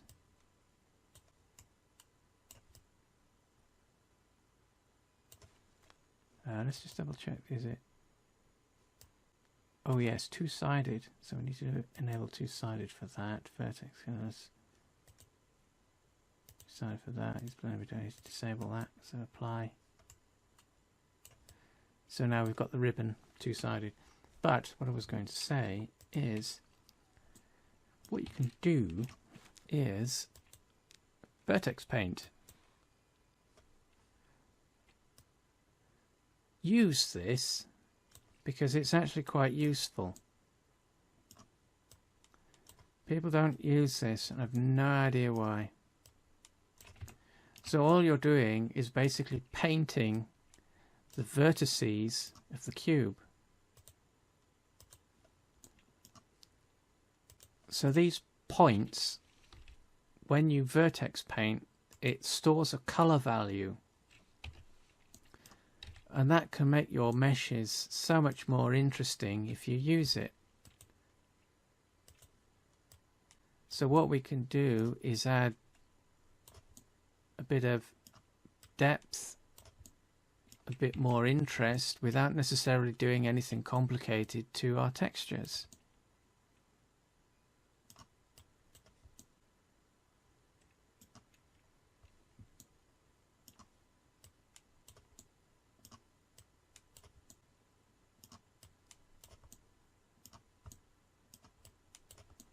So let me just object mode,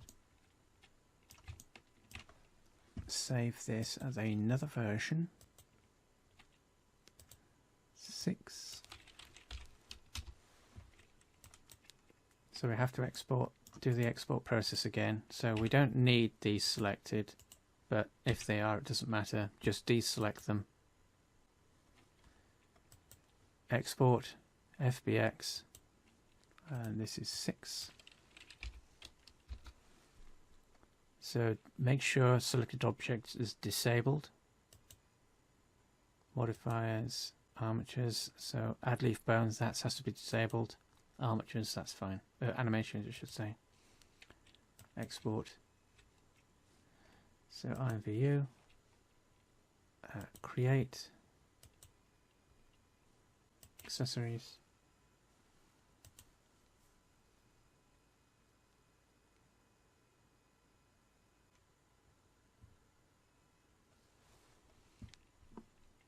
Import.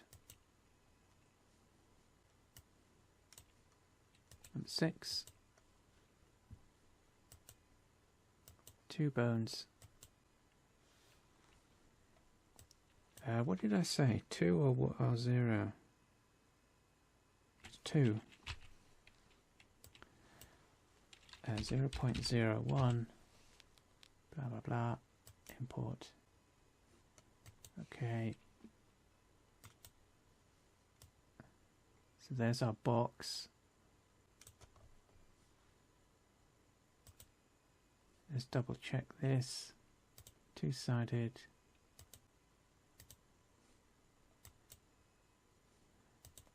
And we should vertex colors. That needs to be 2-sided.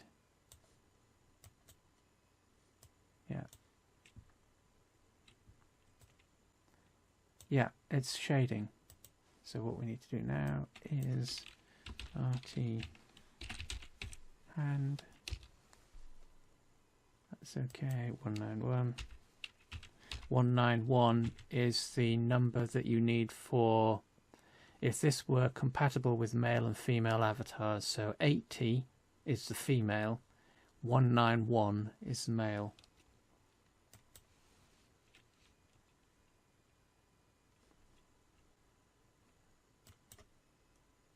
And there, whoops, there we go.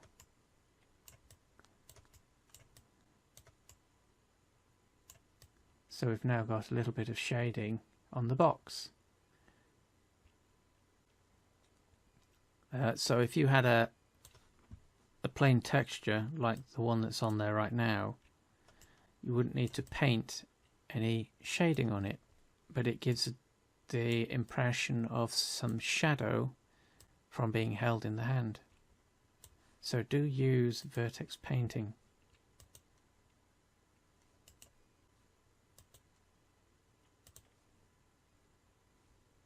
And just, you'll get this little, I don't know how well this comes through on the stream, but the mouse has a little circle around it that represents a paintbrush. So all you need to do is left click over a vertex. Let me just change this to make it more obvious. Left click over a vertex and it will paint a colour over that vertex. Like that. So use that and use it to shade your meshes so that they don't look flat.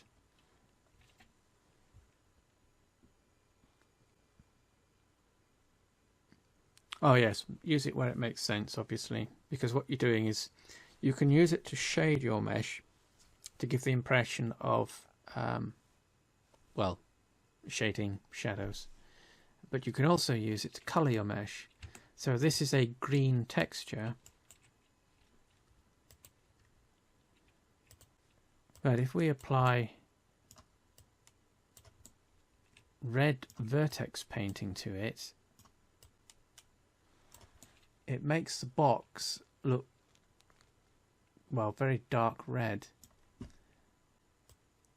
Or if we use blue, it'll change the colour again. I mean, obviously it's more noticeable with the text than it is with the colour of the texture, the green, the bright green. So you can use it to tint, colour tint things as well as just adding shading.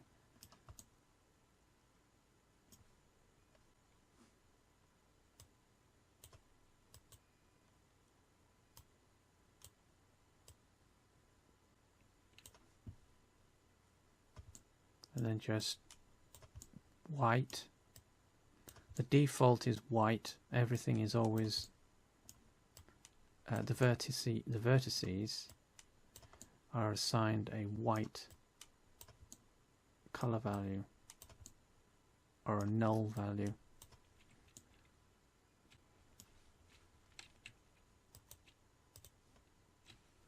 But it's useful for IMVU because it means that you can shade things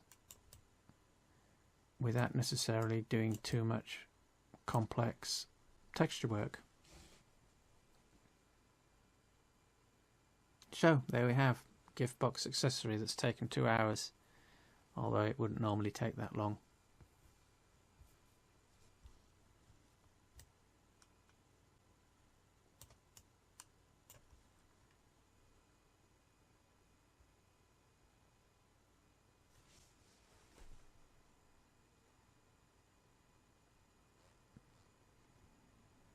So, any other questions?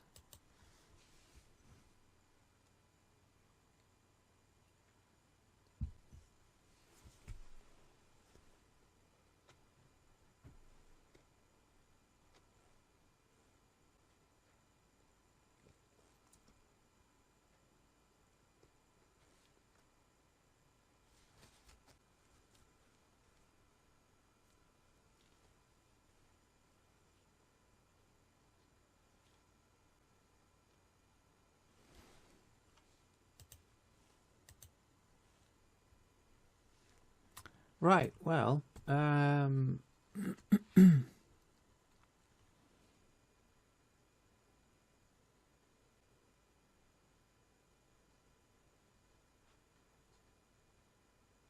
reset pose. I don't know what that will be, Liana. I mean, that might be oh,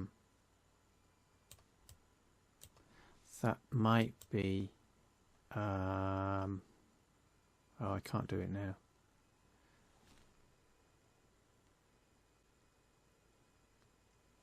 That could be a pose that's similar to, right, we've saved that, that's okay, so we're not saving. All we could do is a pose that's like that, so maybe I can, oh, right, no. Oh, yes, well, yeah, reset pose.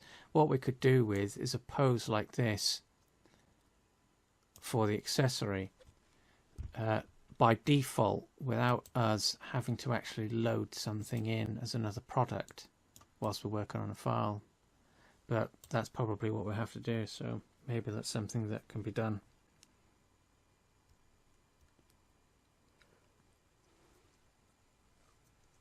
So there you have it, an accessory gift box in the right hand. Obviously if it was in left hand, you just go through the same process but do it in the left hand.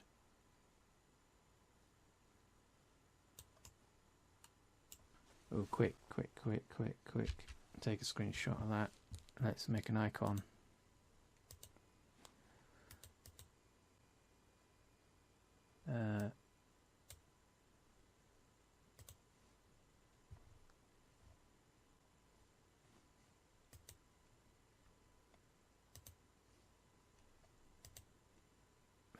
Bottom right.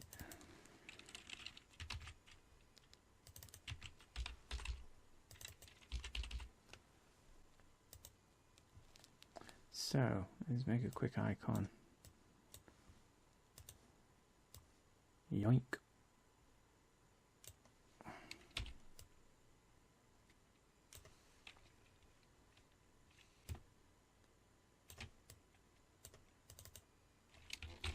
Copy, paste, that'll do.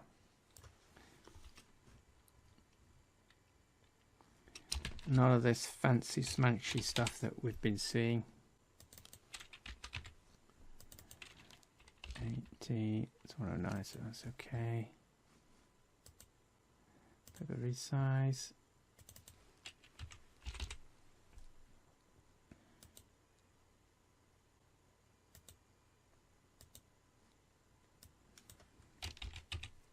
Save that as a PNG.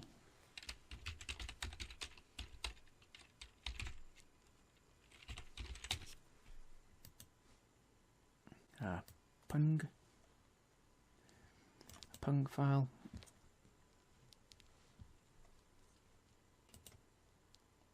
Paletted. So again, your export options will be different depending on what application you're using. 72 dpi, 100 by 80, that's okay. So we should now be able to upload this Vertex painted box. So I'm going to save that, save as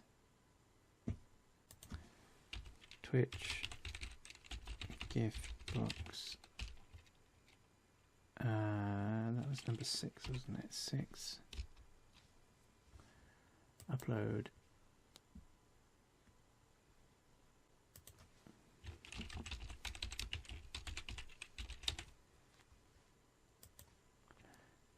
And of course there's no gift box.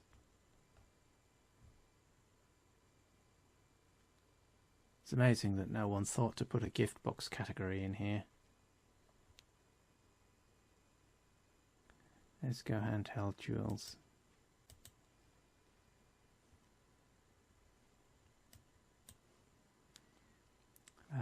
Now we need to find where's the accessories? Yoink.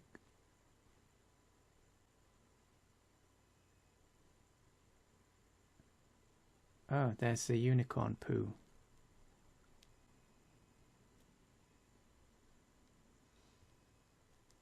Where's the Twitch gift box icon gone?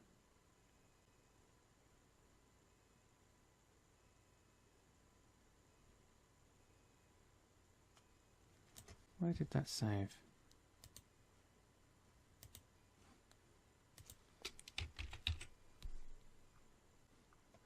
Oh, furniture. That's why.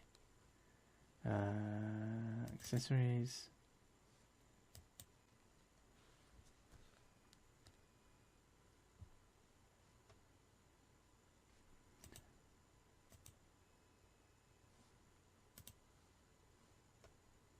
Okay. Well, there it is.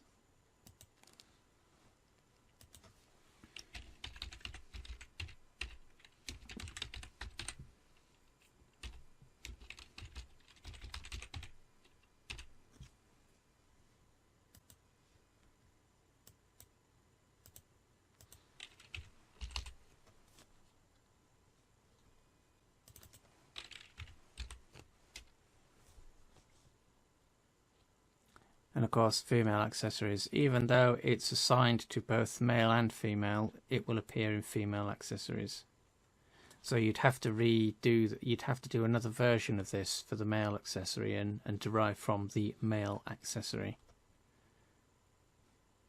Submit to shop.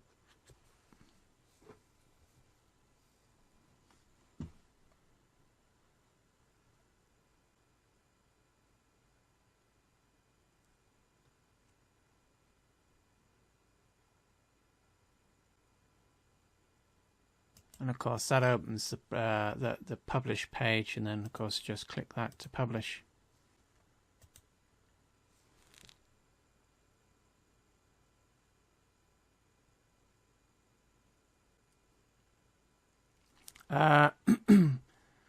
Coral does have a screen capture, but that's not what I was doing there. All I do is just print screen.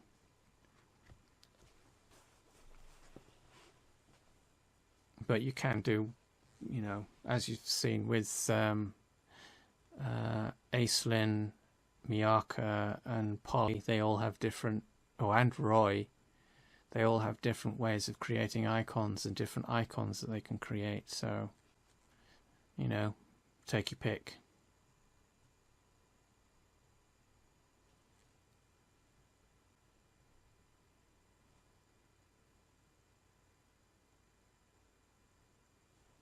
Oh no, sorry, yeah, so no.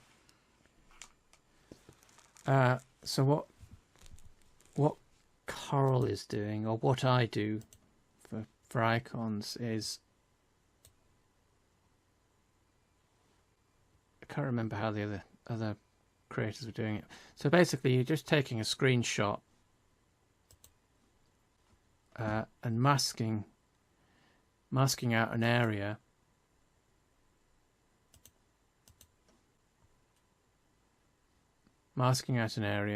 and that from that is a new document is created. You can do this in various different ways depending on what application you're using. From that, a new document is created. And of course it needs to be 80 pixels high and 100 pixels wide at 72 dpi. So depending on what options you've got within your photo editing application, with Corel you've got resample, which will change the size of the image and its resolution, and or you can use paper size, and that changes the size of the canvas. And I think, well, Photoshop definitely does. I don't know if GIMP does the same thing or whether they're called the same thing, but essentially you are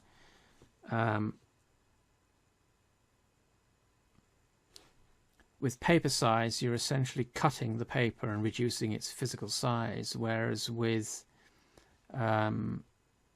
resize, you're basically scaling the image, so it's almost as if you're moving it away from yourself or moving away from the image, and as you do that, the image shrinks. And then all you do is just save that as an icon or PNG image file and just use that as your icon, and that's all it is. You can do more fancy stuff, which we've seen some of the other creators do. So Roy, Aislinn, Miyaka and Polly, they all created icons in slightly different ways.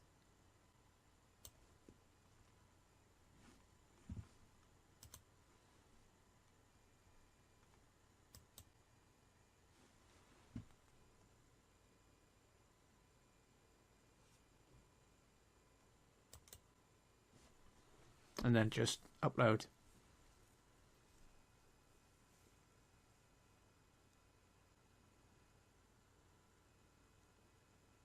Yeah, I can't speak for GIMP because I don't use it, so I don't know what GIMP does. Right, so that's 2 hours of making a gift box, and hopefully this has shown that you don't necessarily need to be doing really complicated stuff. I mean, this is just an object that's what? That's 1, 2, 3, 4. It's 4 cubes.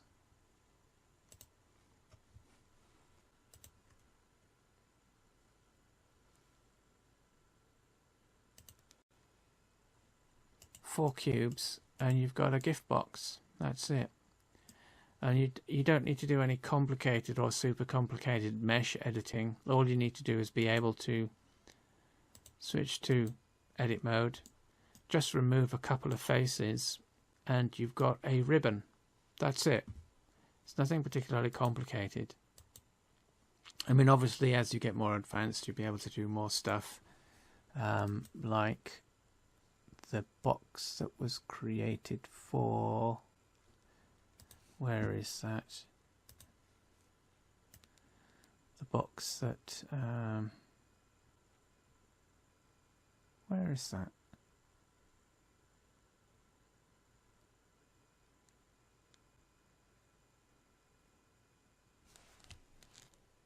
Oh, it's a furniture item, so that's in furniture.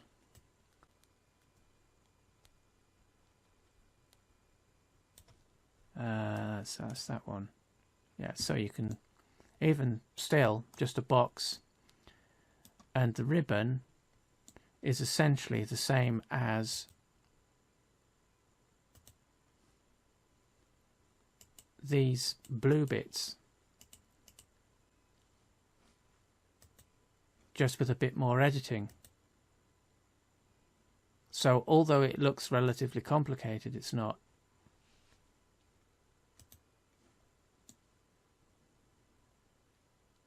And then again, next step up from that,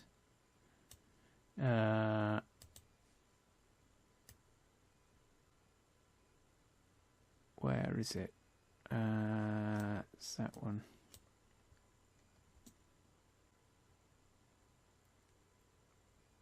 again, same principle. So we've got a more complicated ring box that basically started out as that, or approximately like that. So the more advanced you get in terms of learning how to use Blender and manipulate Blender, the more complicated your shapes can get. But the basic principle is exactly the same. So that started out life as that, or approximately like that. So you don't need to do anything particularly complicated to have something exported and brought into IMVU.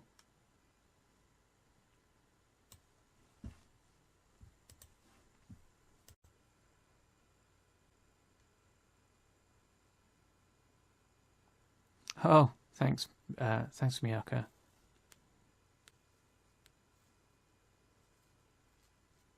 So, yeah, so that's a gift box accessory.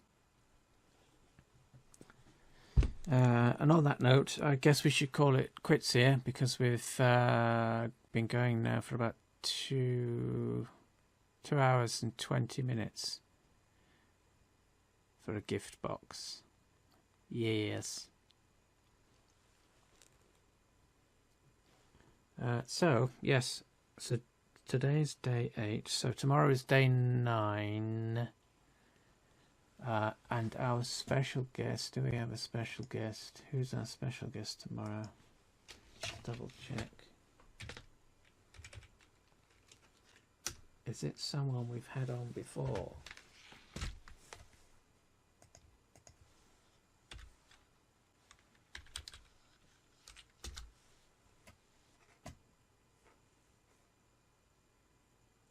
No, it's not. It's a new guest. So tomorrow, join me tomorrow, or join us, join the show for a new guest who is going to do something interesting, fun.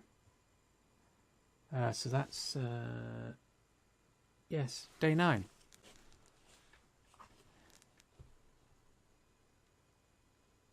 .5-ish. What? Oh.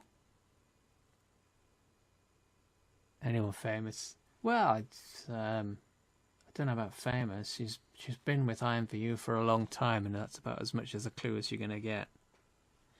But join me tomorrow for day 9 of the 12 days of Creator Mass. Thank you, Polly. And